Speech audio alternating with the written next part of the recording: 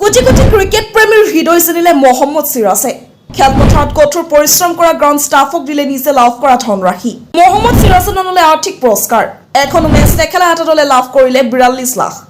Asia কাপৰ ফাইনেলত বিজয় সাব্যস্ত কৰা ভাৰতীয় ক্ৰিকেট দললৈ প্ৰাইজ মানি হিচাপে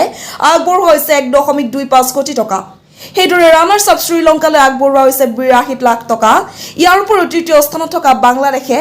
51 লাখ আৰু চতুৰ্থ স্থানত থকা পাকিস্তানে লাভ কৰিলে 25 লাখ টকা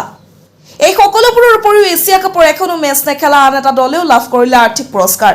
এই দলটোৱে লাভ কৰা আৰ্থিক পুৰস্কাৰ পাকিস্তানে লাভ কৰা আৰ্থিক পুৰস্কাৰতকৈ বহু বেছি প্ৰতিযোগিতাখনত এখনো মেচ নেখেলা এই দলটোৰ অৱশ্যে ভূমিকা প্ৰায় প্ৰতিখন মেচতে আছিল অতি গুৰুত্বপূৰ্ণ শ্ৰীলংকাত অনুষ্ঠিত হোৱা প্ৰতিযোগিতাখনৰ প্ৰায় প্ৰতিখন মেচতে বৰষুণ দিলে বিঠি পঠালি ফাইনেল মেচখনতো ইয়াৰ ব্যতিক্ৰম নহল 3 বছৰ পৰা অনুষ্ঠিত হ'বলগীয়া ফাইনেল মেচখন বৰষুণৰ বাবে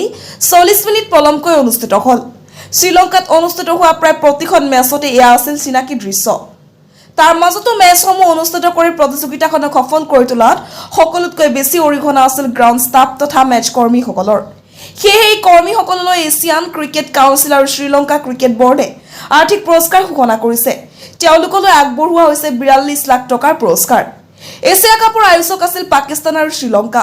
পাকিস্তানত 4খন মেচ হোৱাৰ বিপৰীতে বাকি কেইখন মেচ অনুষ্ঠিত হ'ল শ্ৰীলংকাৰ দুটাকৈ ভেন্যুত অনুষ্ঠিত হোৱা মেচসমূহৰ ভিতৰত গ্ৰুপ পৰ্যায়ৰ ভাৰত আৰু পাকিস্তানৰ প্ৰথমখন মেচ বৰষুণৰ বাবে বাতিল কৰা হয়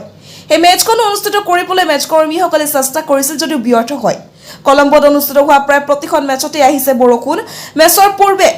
মাছত দেখা গৈছে কিদৰে মেচ কৰ্মীসকলে কষ্ট কৰিছে এই সন্দৰ্ভত এছিয়ান ক্ৰিকেট কাউন্সিলৰ অধ্যক্ষ জয় শাহে কয় তেওঁলোকৰ কথাবোৰ বিশেষ চৰ্চা হোৱা নাই কিন্তু তেওঁলোকে প্ৰকৃত নায়ক